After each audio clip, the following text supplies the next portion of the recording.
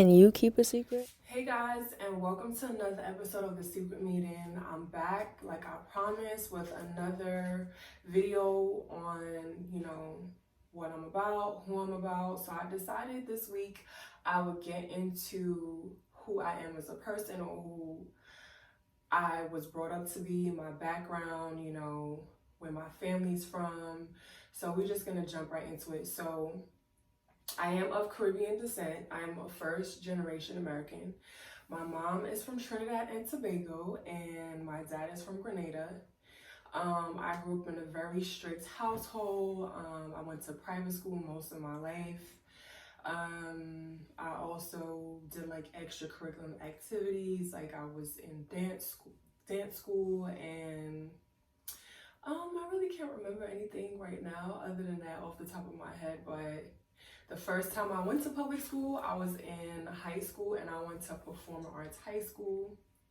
After high school, I did not want to go to college, so I decided to go to the military. So I signed up for the military for 4 years, and it was actually a great experience for me. And I decided after 4 years not to enlist because I got pregnant, and I decided to be a full-time mom. And being in the military, it just doesn't provide you that access to be able to be around your child 24/7 every day of your life. It's just one of those things. So I decided to get out of the military, and then after the military, I kind of was trying to figure out what I wanted to do. I wasn't too sure about what I wanted, just because I was so used to the security, and I was just so used to the paycheck and the benefits. And so it took me some time to really figure out what was the thing for me. So I did go to college for a little while for fashion design, where I quickly understood that I did not want to be a fashion designer. I would prefer to be a stylist. And it made me gain respect for designers, just because it's a lot of work. And school just never really was my thing, because I'm more of a visual learner. I tend to just grasp things by looking at it. And if I'm being completely honest, like, I'm not a big reader. Even when I like build things, I just tend to like take it out of the box, look at what it's supposed to look like, and piece it together. It's just the way that my mind works. So school is not very comfortable thing for me. Would I go back to college now? No. I'm not there yet, but if I felt like something was truly worth it, yes, I will do my research. Yes, I will do what is important to learn, or be able to handle the job that I would like to get done. So I went to fashion design, and school was just like tragic for me. So I just decided not to pursue school anymore. And then I became a New York City correction officer. And yes, I worked on Rikers Island, and I worked in an all-men's jail. And to be very honest, the job was not a hard job. It was actually a very easy job. For me, the hardest part about the job was the energy. I'm a big person on energy and how my spirit is being filled, and just being in an environment where I get to be either calm or happy. Like, I like to choose my sense of feeling or energies around me, and jail is just not a place for that. I truly took the job because at the time my mom was just like, you need to do something with yourself. You're a mother, you need the security, you need the, the benefits. You need to understand that life is just about you being responsible. So that's what I did. Do I have anything bad to say about the job? For me, it was just, I think most jobs typically for me are like high school. The military was like high school, corrections was like high school. It's very like, gossipy, who you know to get you into what door, who's the popular person, who's, the it person to go to. And I just don't operate on that level well, because I like to be very authentic to myself. So for me, corrections was just like, So I actually ended up taking the exam for state trooper, New York State Trooper, and I passed the exam. And I actually received a letter, like trying to start the process or whatever the case might be. And when I left corrections, the goal was to become a state trooper, but at the time, there was someone else that I knew that was going through the process, and it was just a very difficult process, and it was a very strenuous process. And I just felt like, is this really what you want to do, or is it just that you're doing this because you think that it's great, you think that it's something that, would benefit you, or is this like really just a passion for you? And it wasn't. So I was unemployed for like a year, and thanks to my parents and me being able to live in one of their homes, it wasn't like a difficult thing for me, but I knew that whatever came next had to be the it thing. It had to be the thing that I stuck to. It had to be the thing that made me feel happy. A lot of times I feel like I'm blessed because I've had a lot of options in my life, and I feel like I explore my options a lot. If something's just not working for me, I don't need to do this. Or I don't, I've always been that kind of person that I just would like to feel comfortable all the time. So if something wasn't working, I would just move on to something else. I'm not saying it's the best trait to have, but if I'm being honest and truthful, that's just who I was at that time. So I've always done hair. Like, hair is just the easiest thing for me. It just comes naturally for me. I'm a very creative person. I see things in a different way. I see things in a different light. I'm more of a dimensional kind of person. And I just don't see things straight on. And I think that doing hair always allowed me to be able to, I guess, express that part of my personality. And so I decided to take it seriously and go to cosmetology school. And I went to cosmetology school. No, I did not go to Empire Cosmetology School. I really should have went to Paul Mitchell's cosmetology school, but at the time it was just too far. It was just a lot to get to, but I don't regret the school that I went to.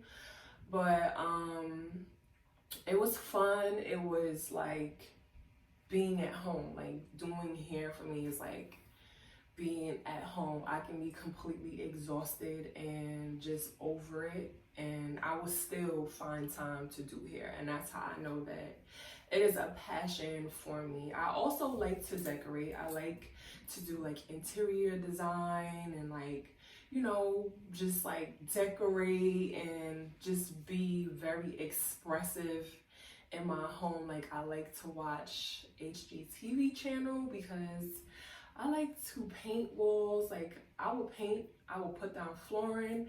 I would like do anything under the sun when it comes to home improvement except for plumbing. Like, plumbing is just not gonna happen for me. But with that being said, that's why I think hair was just like so much of a happy place for me, because I love to use my hands. I believe that, touching and feeling things can be like so fulfilling, if you get what I'm trying to say. When you touch a person, or when you touch clothes, or when you just touch things in general, just the sense of touch can just bring so much emotions. And that's, I think, one of the reasons why I enjoy doing hair so much. So I took my state exam, and yes, I'm a licensed cosmetologist, and I've worked in salons, which is completely fine. But being a mom, honestly, working in a salon could be very tedious, because if you are a stylist, you know that you have to build up your clientele. You have to be out there. You have to be, you know, like going out and showing off your hairstyles and just be like that kind of expressive person.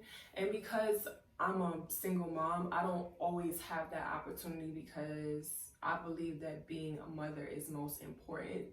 So right now, I currently work as a contracted stylist for a company, and it's pretty much like Uber for hair. And I just go to people's houses and I might go to shoots and go to shows and they get commission. But it's a great experience because that is how I experience the world. Like, I literally get to see so many different people every single day and just express myself in ways that I never thought I would, see things that I never would be able to see if I stayed at home in a salon in my neighborhood. So it gives me that spectrum that I enjoy because it's like very high and low. It's not consistent as far as clientele. The only downfall of my job is that I tend to work by myself a lot. So, you know, when you go to work, most times you have like a person that you become cool with and, you know, that you end up hanging out with. It's hard for me to meet people and socialize. But honestly, I've always been a like loner. And I'm okay with being a loner because that's just my personality. A lot of people tend to, or in retrospect to this channel, a lot of women don't really get me because I'm a very like subtle person, but I have a lot to say. I can be opinionated.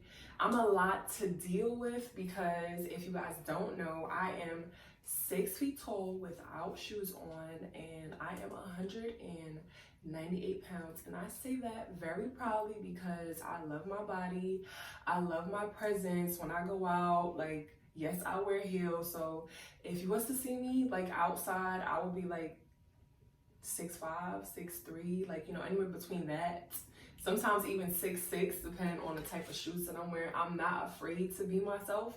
And I think it's because of the fact that I've never been accepted a lot, that I had to become comfortable with who I am as a person and what I stand for and what I believe in. And, you know, I'm not a person that's like afraid to say like that was wrong and, you know, you should apologize. I'm not an egotistical person in the sense of like I cannot bring myself down to, you know, or like humble myself enough to say I'm sorry, or, you know, it's a lot of different layers to me as a person. And I think people get thrown off by my aura when I walk into a room. And then when they get to know me, it's kind of like, oh, I wasn't expecting that. So a lot of times I have difficulties with women most of the times because they're just looking at me from the outside, and they're looking at the fact that I am confident and the fact that I am going to walk into a room and not be afraid to be this 6'6" girl or 6'3" girl, and, you know, I'm shapely and whatever else, and I don't care because I mean, I can't shrink myself. I can't take it down a notch, which I have, you know, not to offend women or to make them feel, you know, like I'm trying to impose myself on them, which is not fair to me. But because I'm so much of a observant person and I understand people and feelings, that I have done that before in the past, you know. And it's so crazy that I'm talking about this because actually someone said to me, like, out of, I guess, being spiteful or trying to hurt me, they were just like, you know, that's why you're so lonely and you don't have any friends. And I just laughed at it because to me, I'm okay with not having 50 million homegirls. And, you know, for me, it's about the quality of a relationship. And as long as I have quality relationships around me, if that's what you want to say to me to like make me feel like, oh, you're whack and no one wants to be around you, it's like, that's a lie. I mean, that's a lie. And it has nothing to do with me being cocky. It just has everything to do with me knowing myself, me learning myself, me being in a place to continuously learn myself, and me being open to the fact that when you are learning yourself and you're growing, you're going to lose things. You're going to lose people. You're going to have to be in places that make you uncomfortable. It's like growing is like shedding to me, and I'm okay right now with shedding and becoming the person that I need to be to provide a space for myself and, like I said, other women to be comfortable.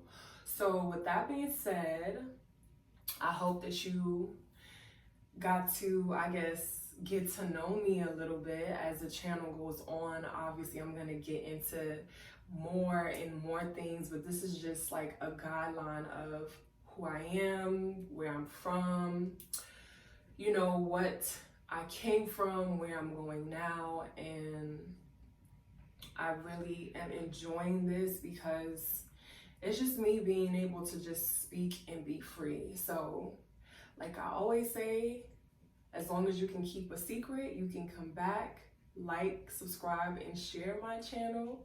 And I will be back next week with a whole new video. Talk to you guys later.